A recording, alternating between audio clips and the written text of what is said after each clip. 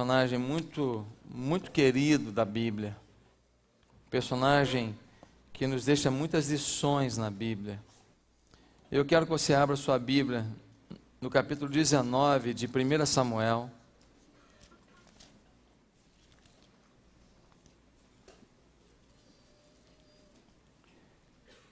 Capítulo 19 de 1 Samuel.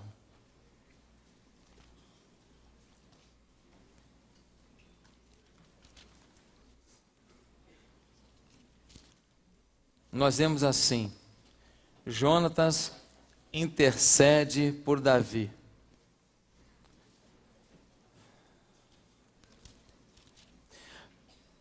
Amém? Falou Saul a Jonatas, seu filho, e a todos os servos sobre matar Davi. Jonatas, filho de Saul, muito afeiçoado a Davi, o fez saber a este, dizendo: meu pai Saul procura matar-te.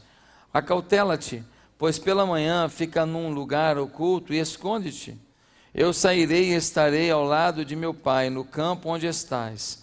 Falarei a teu respeito, a meu pai, e verei o que houver, e te farei saber. Então Jonatas falou bem de Davi a Saul, seu pai, e lhe disse: não peque o rei contra seu servo Davi, porque ele não pecou contra ti, e os seus feitos para contigo têm sido muito importantes. Arriscando ele a vida, feriu os filisteus, e efetuou o Senhor grande livramento a todo Israel, e tu mesmo viste e te alegraste. Por que, pois, pecarias contra sangue inocente, matando Davi sem causa? Saul atendeu a voz de Jonatas e jurou: tão certo como vive o Senhor, ele não morrerá. Jonatas chamou a Davi, contou-lhe todas estas palavras, e o levou a Saul. E esteve Davi perante este como dantes. Tornou a haver guerra, e quando Davi pelejou contra os filisteus, e os feriu com grande derrota, e fugiram diante dele, o espírito maligno da parte do Senhor tornou sobre Saul. Estava este assentado em sua casa, e tinha na mão a sua lança. Enquanto Davi dedilhava o seu instrumento músico, procurou Saul encravar a Davi na parede, porém ele se desviou do seu golpe, indo a lança ferir a parede. Então fugiu Davi e escapou. Porém Saul, naquela mesma noite, mandou mensageiros à casa de Davi que o vigiassem, para ele o matar pela manhã. Disto soube Davi por Mical, sua mulher, que lhe disse: se não salvares a tua vida essa noite, amanhã serás morto. Então Mical desceu Davi por uma janela, e ele se foi, fugiu e escapou. Mical tomou um ídolo do lar e o deitou na cama, e pôs-se à cabeça um tecido de pelos de cabra, e o cobriu com um manto. Tendo Saul enviado mensageiros que trouxessem Davi, ela disse: está doente. Então Saul mandou mensageiros que vissem Davi, ordenando-lhes: trazei-mo mesmo na cama, para que o mate. Vindo, pois, os mensageiros, eis que estava na cama o ídolo do lar, e o tecido de pelos de cabra ao redor de sua cabeça. Então disse Saul a Mical: por que assim me enganaste e deixaste ir e escapar o meu inimigo? Respondeu-lhe Mical: porque ele me disse: deixa-me ir, senão eu te mato.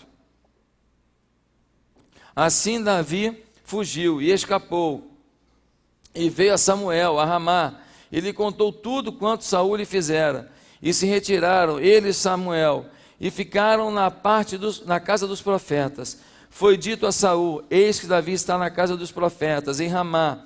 Então enviou Saul mensageiros para trazerem Davi, os quais viram um grupo de profetas profetizando, onde estava Samuel, que lhes presidia. E o Espírito de Deus veio sobre os mensageiros de Saul, e também eles profetizaram. Avisado disto, Saul enviou outros mensageiros, e também estes profetizaram. Então enviou Saul ainda uns terceiros, os quais também profetizaram. Então foi também ele mesmo a Ramá, e chegando ao poço grande que estava em seco, perguntou: onde estão Samuel e Davi? Responderam-lhe: eis que estão na casa dos profetas, em Ramá. Então foi para a casa dos profetas em Ramá, e o mesmo Espírito de Deus veio sobre ele, que caminhando profetizava até chegar à casa dos profetas em Ramá. Também ele despiu a sua túnica e profetizou diante de Samuel. E sem ela esteve deitado em terra todo aquele dia e toda aquela noite. Pelo que se diz, está Saul entre os profetas? Meus amados, esse texto é uma parte de um momento na vida de Davi muito interessante. Eu não sei se você já leu o capítulo 18, mas Saul ficou muito irado com Davi. Motivo: Davi serviu a Saul com tanta excelência, mas tanta excelência, que Davi começou a ser aplaudido por servir a Saul, o rei de Israel.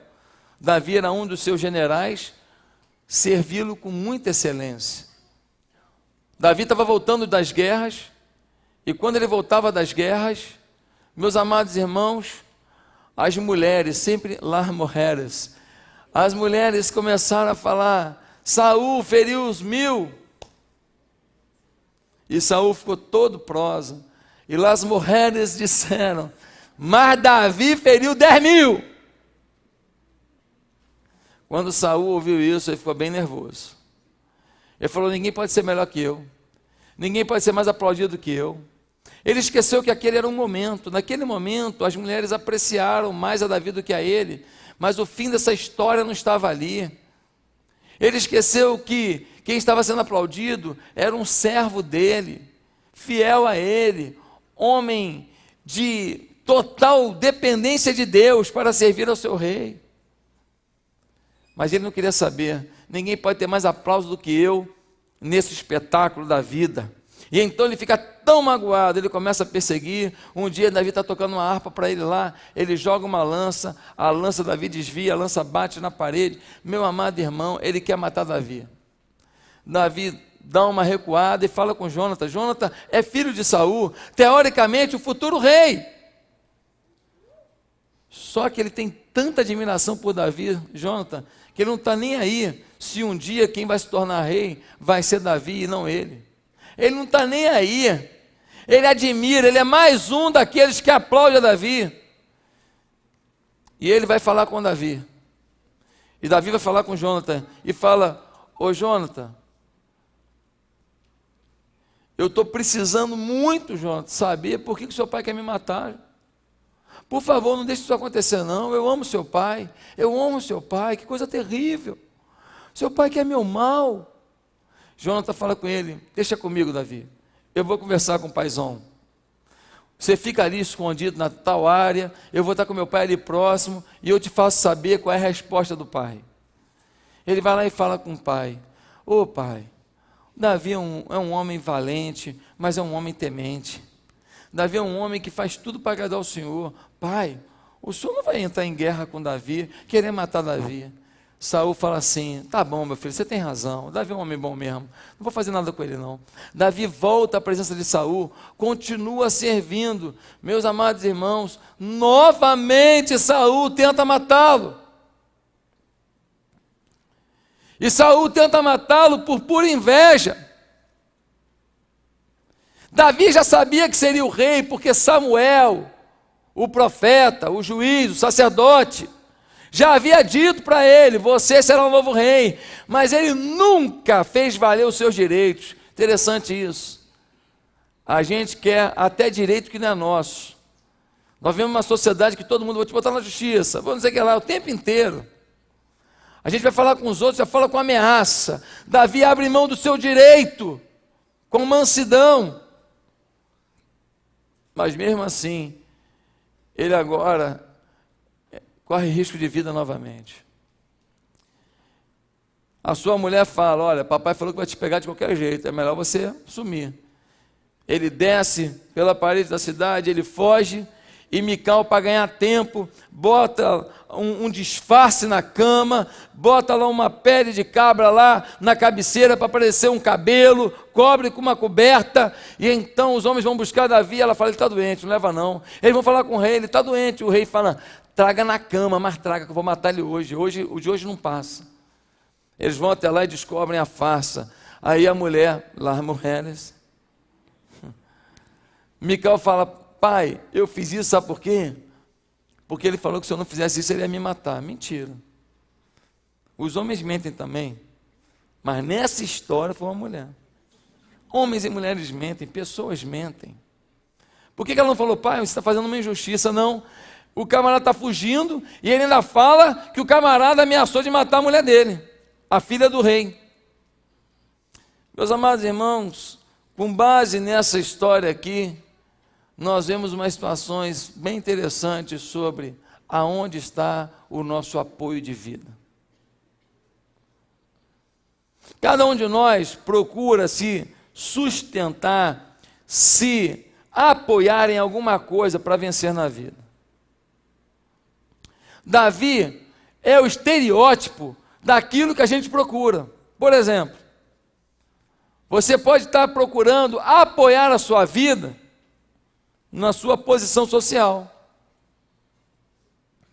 Você pode estar achando que quando você tiver mais um imóvel para aluguel, quando você tiver mais um salário de X, quando você passar no concurso Y, quando você já estiver morando no condomínio tal, então tua vida está equilibrada, organizada. Aí você vai ficar numa boa. Por quê? Porque você está confiando que o apoio da tua vida, a alavanca do teu sucesso, é a tua vida social. Mas dá uma olhada no versículo 9.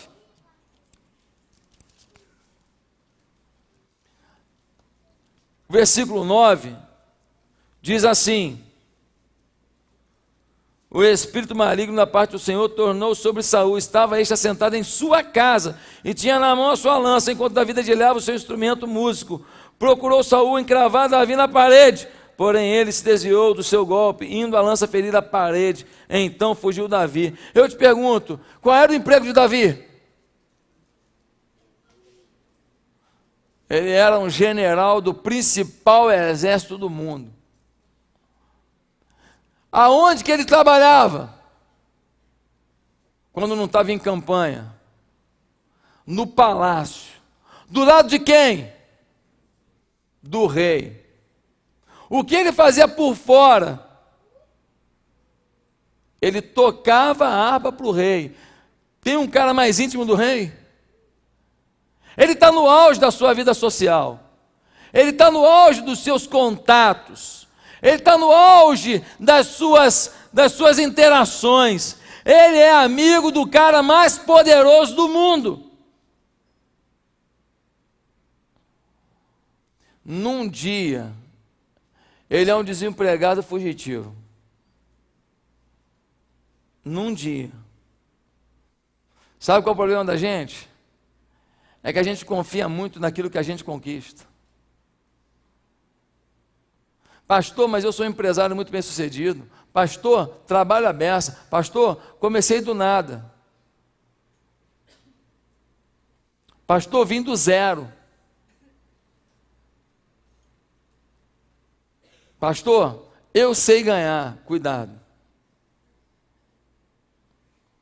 Eu morava na Ilha do Governador, numa rua, aonde um empresário muito bem sucedido, na porta da casa, naquela época que não era esse bando de carro que tem aí não, esse bando de empresa, de empresa estrangeira aqui, não tinha isso não, carro importado não existia, esse negócio no Brasil ainda, os caras tinham 5 carros na porta da casa, a gente jogava vôlei em frente à casa dele ali, 5 carros na porta da casa, querido, uma doença, um câncer, pegou o líder daquela casa. Irmãos, eles foram gastando o dinheiro todo para tratar a saúde do chefe da família. E vende isso, e vende isso, e vende um carro, e vende outro carro, e vende a casa de praia, e vende isso. No final, quando tentaram tudo, o homem veio a falecer. Quando ele veio a falecer, da onde que vem a riqueza dele? De uma empresa, mas a empresa dele, ele era o artista da empresa. Ele sabia fazer. Nenhum filho sabia. Com ele morreu a empresa. Meus amados irmãos, aqueles amigos tão queridos tiveram que ir à luta e trabalhar. Não foi fácil não. Não foi fácil não, irmão. Aquela galera que andava só de G-Shock. G-Shock. Você que riu tem mais de 40 aí. Né? Tênis da Headley. aqueles tênis da Hadley, uma galera que andava de camisa da Company. Tu lembra da Company? Você já tem 45 em diante. Entendeu? Camisa, quem mora na ilha, camisa da Buena Vida. Alguém morou na ilha aqui? Buena Vida? Lembra que botava a camisa por dentro da calça aqui e aqui para fora? Moda, coisa ridícula. Aqui botava por dentro, aqui por lá de fora, e ficava andando. Meu amado irmão, a galera tinha do bom e do melhor. Tiveram que ir trabalhar, e trabalhar no pesado. Um deles arrumou um emprego numa fundação, e uma fundação que trabalhava com mendigos. Pessoas trabalhadoras, aqueles jovens, mas enfrentaram um mal muito grande, uma luta muito grande. Não é incomum ver pessoas que se apoiaram na posição social e caíram.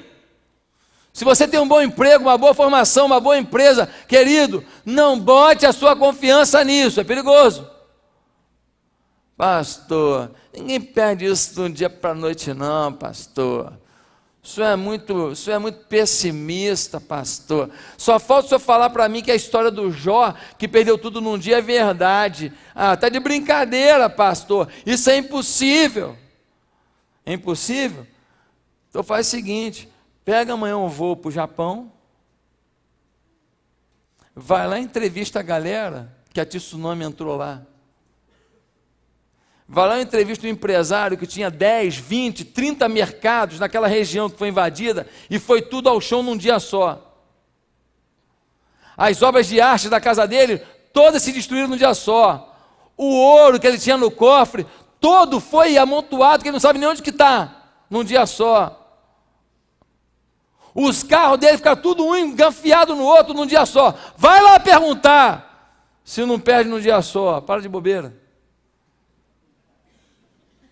Confiar nas coisas é um perigo. Confiar na posição social é um perigo. Eu não estou dizendo que não ter coisas é o nosso alvo. Não, podemos buscar. Eu não estou dizendo que procurar um emprego é furada. Não, procure melhor o seu emprego, procure uma promoção. Ninguém está dizendo para você não ter alvos. Só estou dizendo que botar o seu apoio de vida, a sua alavanca de vida nisso é perigoso. Agora, Davi tinha outro ponto de apoio. A família. Quem aqui vai dizer que família não é importante? Só um maluco. Se tem um ponto importante na vida da gente, é a família. E ele era casado com uma pessoa muito importante. Ele era casado com a filha do rei, Mical. Agora o cara é casado com a filha do rei, ele está interagindo, quer dizer, o rei não vai vacilar comigo, eu sou genro dele. Ele convive com essa mulher. Além disso, o melhor amigo dele quem é? O cunhado dele, Jonatas. O filho do rei. A filha do rei é a mulher dele, uma das filhas, a mulher dele. O melhor amigo dele é filho do rei. Ele está em família. Mas, meus irmãos, num momento da história, Davi recebe uma missão de lutar pelo amor de Mical. Ele abate 100 filisteus. Ele abate 200, pede a ele 100 filisteus. Ele abate esses filisteus para ter o amor dessa mulher. Olha quanto ele lutou por ela. Na hora que ele precisou, ela dá um jeito de ele escapulir. Mas na hora que a coisa aperta, que o pai dela começa a falar grosso com ela, o que ela fala? Ah, papai, só fiz isso porque ele falou que ia me matar. A família também pode errar. A família é o melhor apoio que a gente tem. A coisa mais importante que a gente tem. Agora, você achar que família nunca vai errar, você é um iludido. Mical falou uma coisa que deu mais raiva ainda no pai dela. Jonatas tentou salvar a pele de Davi, o cunhado, mas a mulher vacilou. Meus amados irmãos, vocês lembram quando Davi voltou de uma batalha, ele dançou? Quem foi que recriminou ele? Quem? Las mulheres.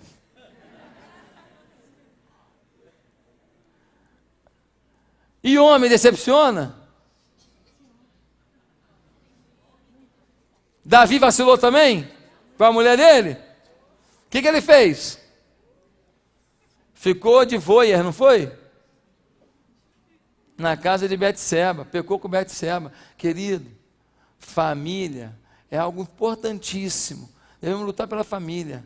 Mas se você depender da sua família para você ser uma pessoa realizada, feliz, uma pessoa inteira, você pode nunca ter a felicidade. Sua família pode ter sido construída dentro de um ambiente complicado. Seu pai e sua mãe podem ter uma relação complicada, e você é filho, e está ali. Se você depender deles, se entenderem para você ser feliz, pode ser que você nunca seja, porque eles não estão conseguindo se entender. Você tem que ter uma identidade. O teu apoio não pode ser tão somente a família, apesar de ser o apoio mais importante da sua vida. Às vezes esquecemos que as pessoas da família também têm defeitos, necessidades. Há pessoas que projetam toda a sua felicidade num filho. Meu filho vai ser isso, meu filho vai ser aquilo. Eu estou com a empresa aqui, mas vou passar para o meu filho. A empresa de quê? A empresa é uma oficina mecânica. O filho tem nojo de graxa. O filho não aguenta a poeira de plastique que foi lixado. E aí? Aí você fica frustrado?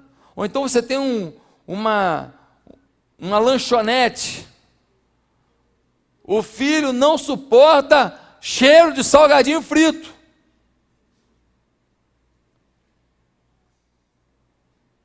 Você é médico. O filho não pode ver sangue. Ele vê ketchup e já fica balançado. Irmãos, você não pode projetar sua felicidade em cima do filho. Você deve dar todo apoio ao filho, instruir o filho, amar o filho, mas você precisa tirar esse apoio do seu sucesso sendo um filho. Senão você pode nunca ter o sucesso. Qual outro apoio que Davi tinha? Ah, pastor, Davi tinha o apoio espiritual. É importante? Gente, apoio social é importante? Claro que é. Apoio financeiro é importante? Claro que é. O apoio familiar é importante? Claro que é. O apoio espiritual, super importante. Mas, meus irmãos, nós vemos no versículo 18. Assim Davi fugiu e escapou, e veio a Samuel. Ele foi procurar apoio espiritual.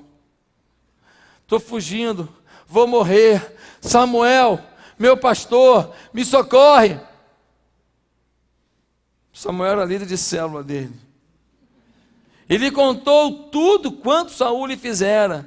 E se retiraram, ele e Samuel, e ficaram na casa dos profetas. Foi dito a Saul: eis que Davi está na casa dos profetas em Ramã. Acabou o sossego. Não tem mais apoio de Samuel, porque Samuel não pode usar Orkut, não pode usar Facebook, não pode usar MSN, nem Skype, nem Twitter, nem Viber, nem VoIP.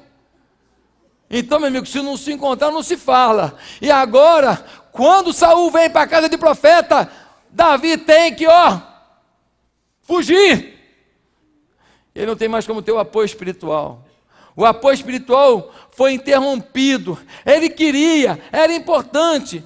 Querido, enquanto puder, busque cobertura espiritual. Isto é bíblico. Mas o que vemos aqui é que você não pode depender dessa cobertura para tudo. Procure o seu líder de célula, procure apoio no seu líder de célula, procure o seu supervisor, procure apoio dele, mas meu querido, não transforme isso numa dependência. Você tem que ler Bíblia, orar, ter a resposta de Deus. Se tem uma coisa no movimento pentecostal bonita, é o fervor. Se tem uma coisa feia no movimento pentecostal, é a dependência dos supercrentes. O que vai ser amanhã minha vida? Ele vai voltar para mim ou não vai voltar? Será que meu marido volta? Vou lá na irmãzinha de oração, que mora lá em Parada de Lucas. Só serve de lá, daqui da igreja não serve não. Aí vai lá, porque, irmã, tudo bom, dona Didi Olinda? Não, tudo bem.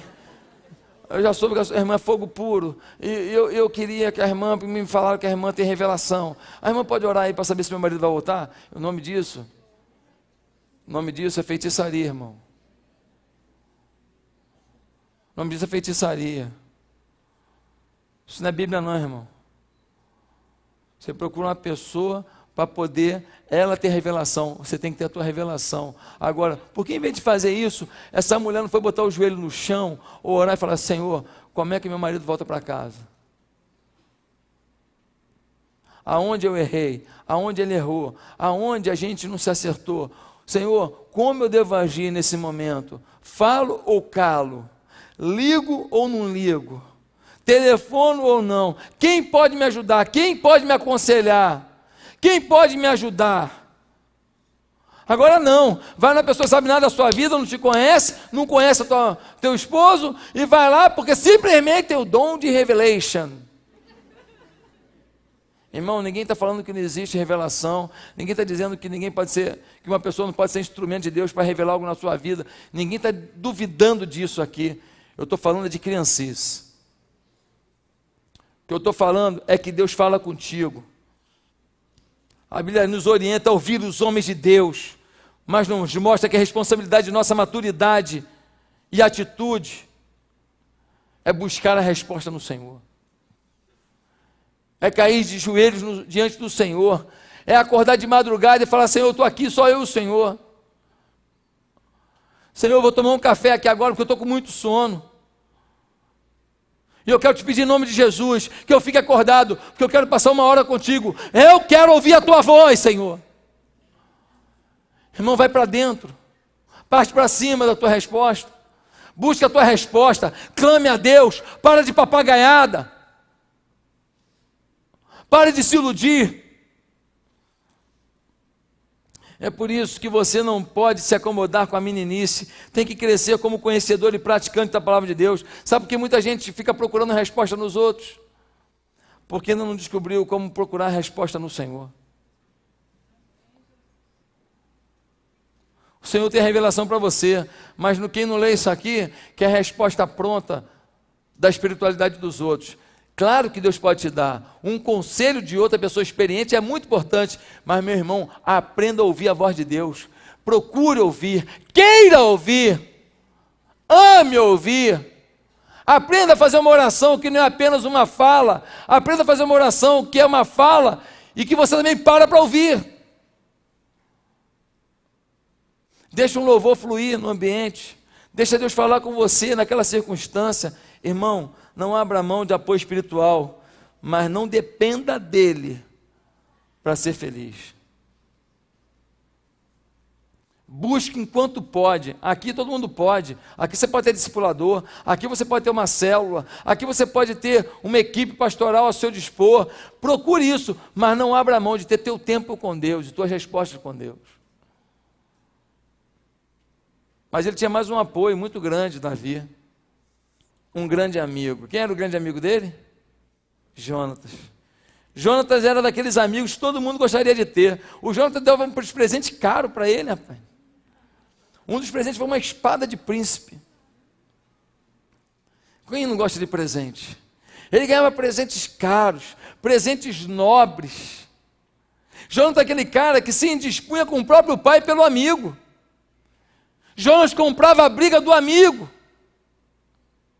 Eles se amavam e queriam estar juntos para enfrentar as batalhas pela felicidade de Israel, mas agora ele não tem mais o amigo.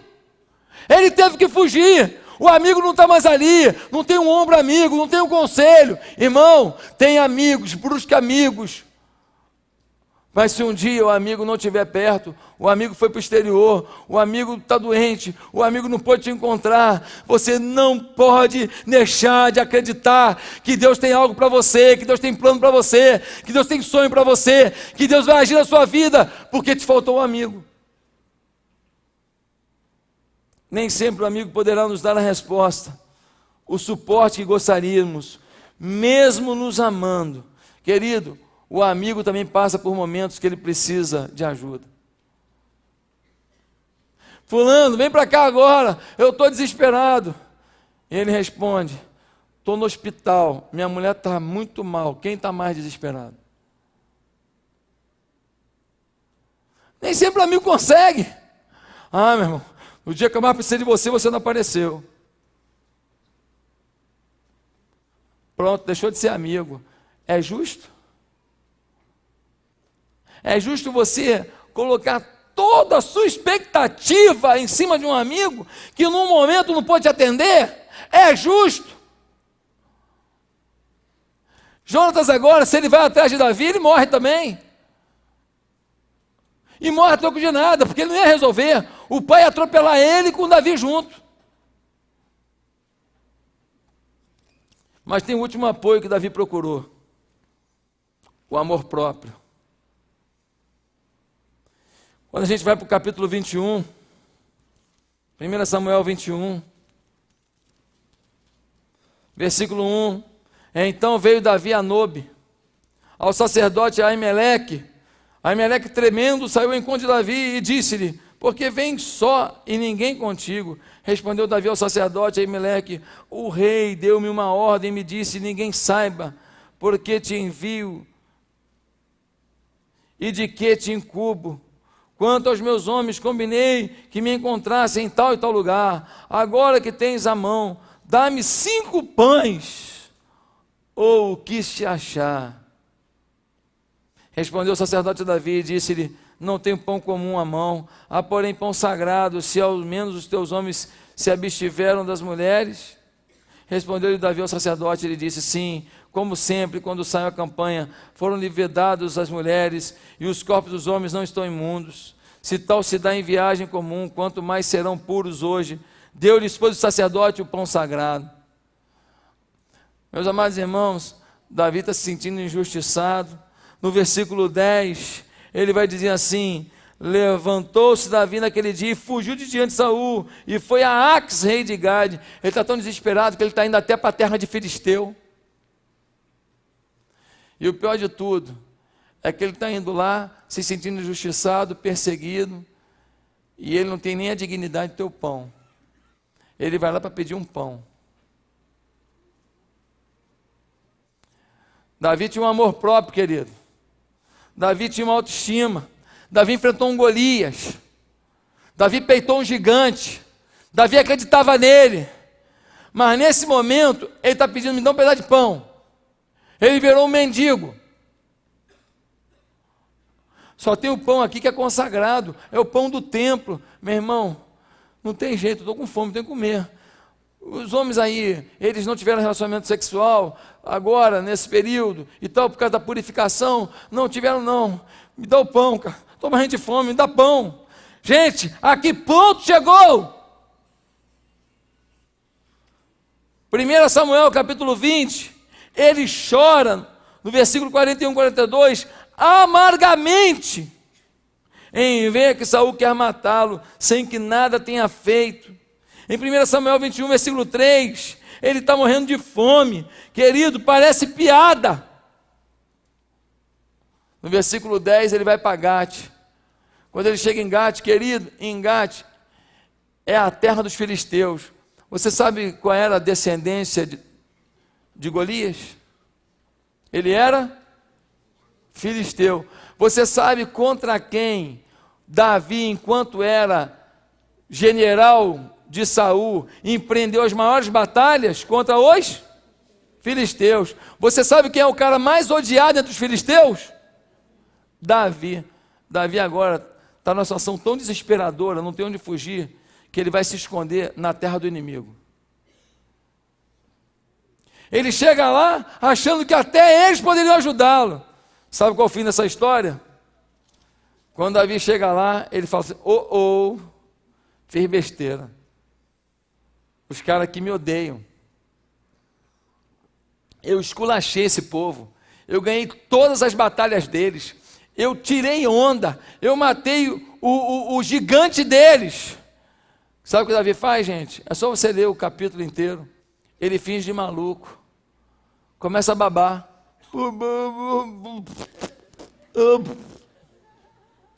O rei de Gade fica olhando para aquilo e falando: o que é isso? Deve ter feito xixi nas calças. Deve ter tirado meleca na frente dos outros. Irmão, pensa num cara fingindo de maluco. O cara que está sendo preparado para ser o rei. O general poderoso. O cara que derrubou o gigante de quase 3 metros, Golias. O homem sábio. O instrumentista. O salmista dos salmos mais lindos da Bíblia. Fingindo de maluco. Querido, dignidade zero. Não confie no seu amor próprio. Há momentos em que a gente tem que fingir que é maluco. Há momentos em que a gente passa por humilhação. Há momentos em que a gente se sente o resto do mundo. Infelizmente, nós somos tão finitos, tão limitados, que confiar no nosso amor próprio também pode ser perigoso.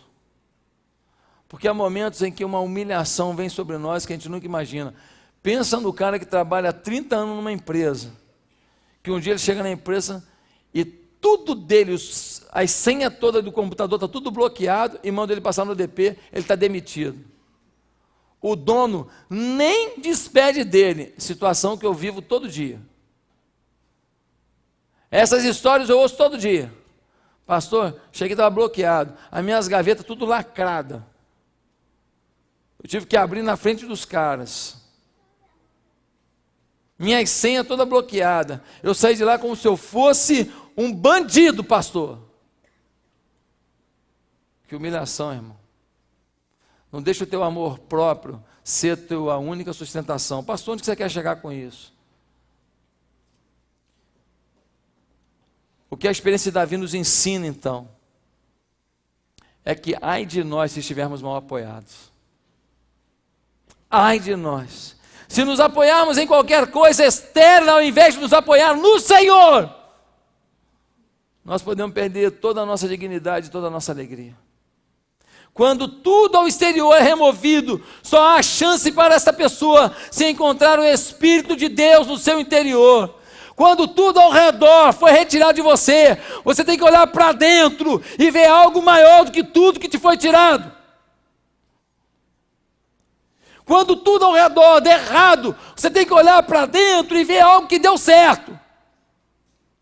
Cristo na sua vida, poder de Deus na sua vida, presença de Jesus na sua vida, alegria do Espírito na sua vida, poder do Senhor ministrando ao seu coração. Aí, meu irmão, aí, querido, quando o coração está quente, a gente aquece a vida novamente.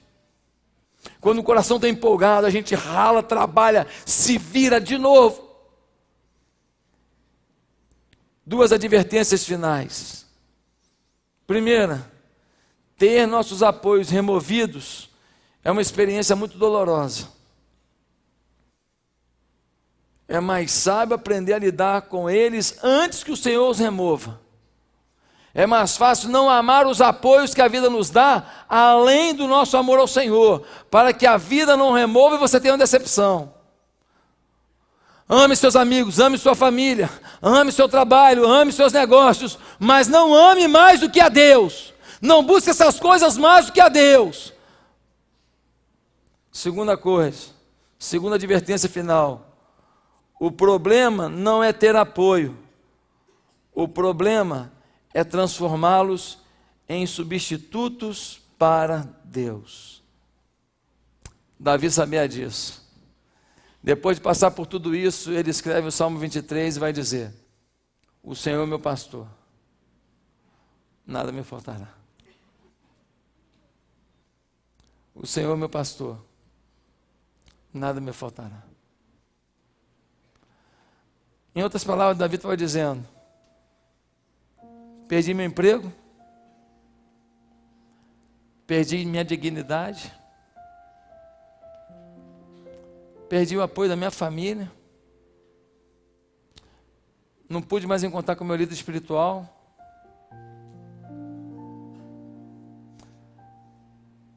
Perdi meu amor próprio. Comecei a fingir de maluco para fugir da mão do rei de Gade.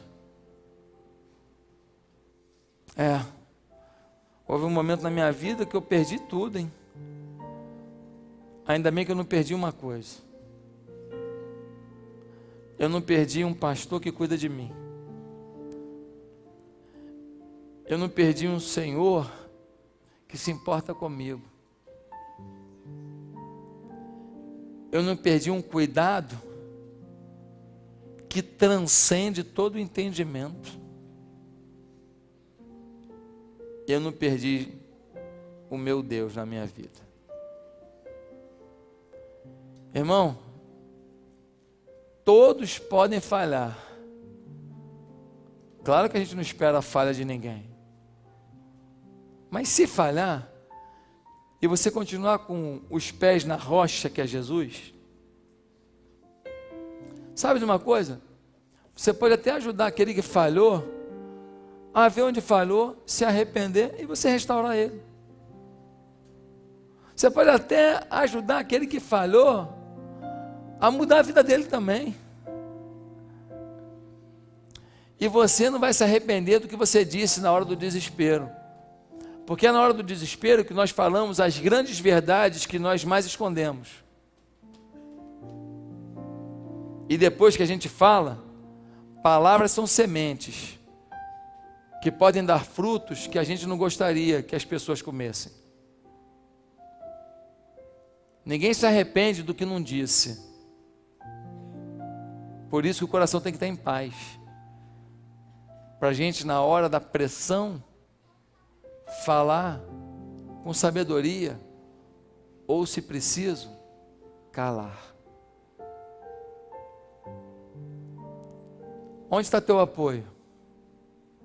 Aonde você coloca o teu sustento? Qual é a tua alavanca para o sucesso? Em quem você está confiando? O que é principal na tua vida? Fala com sinceridade. O que é principal? É Deus mesmo? Ou é uma coisa que você tem? Ou é um emprego que você tem? Ou uma carreira que você sonha? Meus amados irmãos, é a hora, nesse primeiro domingo do ano, de colocar Jesus como Rei da nossa vida. Tem bênção que Deus não vai te dar enquanto você não fizer isso. Por isso que muitas vezes você não aceita a disciplina. Você não aceita uma opinião diferente. Porque teu apoio foi tirado e você não estava sustentado em Deus. Você está que nem Davi, sem amor próprio, você está meio perdido. Você não sabe ouvir uma repreensão e falar obrigado, foi bom, acabou. Se você ouvir a repreensão, acabou. Você não quer ouvir, você não quer ouvir uma verdade. Você está que nem Davi, fingindo de maluco. Você sabe que é a verdade que estão te dizendo, você quer fingir de maluco. Você não quer ouvir. Quero que você coloque hoje, com convicção, Jesus como Senhor da tua vida, a alavanca do teu sucesso, como base da tua história. Você quer isso? Queria convidar todo mundo a curvar a cabeça nesse momento. E eu queria convidar você, que hoje quer aceitar Jesus como Senhor da sua vida. Você que hoje quer começar uma nova vida com Jesus. Quero convidar você a, nesse momento, fazer uma oração comigo, dizendo ao Senhor que você quer que o teu apoio principal seja Jesus, como Senhor da tua história. Os outros apoios, beleza, que bom. Mas você vai confiar prioritariamente no Senhor Jesus e crer que Ele vai fazer a obra plena na sua vida, ainda que qualquer outro apoio falhe. Tomara que não falhe, mas se falhar não tem importância não, porque Jesus vai reinar na tua vida. Repita comigo essa oração se você quer entregar hoje a sua vida a Jesus. Ore comigo agora, diga assim no seu coração: Senhor, eu quero que Jesus reine na minha vida. Eu quero que Jesus domine a minha vida. Eu quero que Jesus seja Senhor da minha história. Senhor, não abro mão de Jesus conduzindo o meu viver. Ah, Senhor, abençoa minha família, abençoa meus negócios, abençoa meu trabalho, minha vida social, abençoa meus amigos. Mas, Senhor, é do Senhor que eu preciso. Eu entrego meu coração a Jesus. Eu peço perdão dos meus pecados. Eu quero viver com Jesus não como um auxiliar, mas como o rei da minha vida. Eu quero servi-lo, quero agradá-lo. Jesus, viva em mim a partir de hoje. Em nome de Jesus. Amém. A igreja continua de cabeça baixa orando. Eu quero perguntar